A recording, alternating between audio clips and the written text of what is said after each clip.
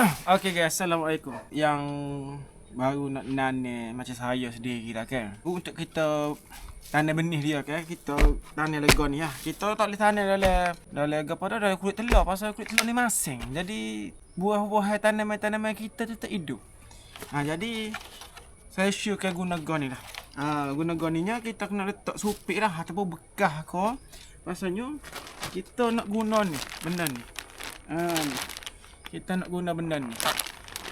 Sebab benda ni kalau jatuh saya juga. Jadi kita rapik, lepas tu hak lebih tu kita isi, kita boleh letak balik. Cara-cara dia gini kan.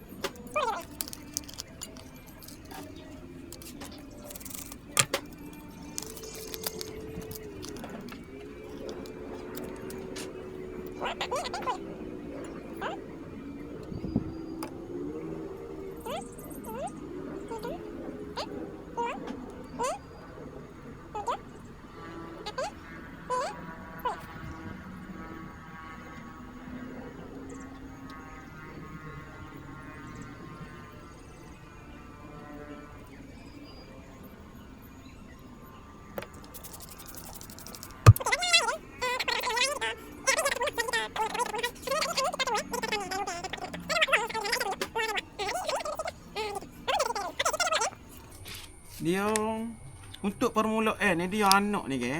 Okay, anak ni. Okey, kita letak dulu. Kita sipet. Tak sewi bagi kena panah.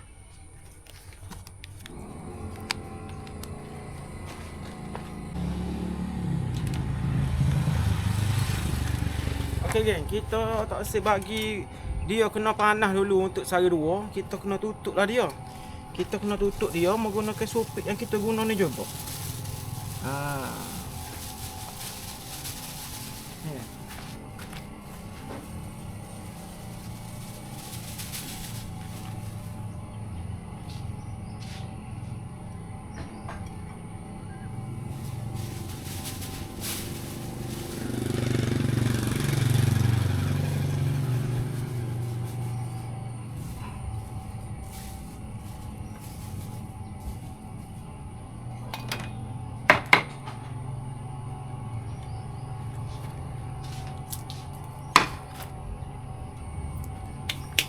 Okey, jadi cara untuk sembah benih macam ni lah geng, tidak duk payah.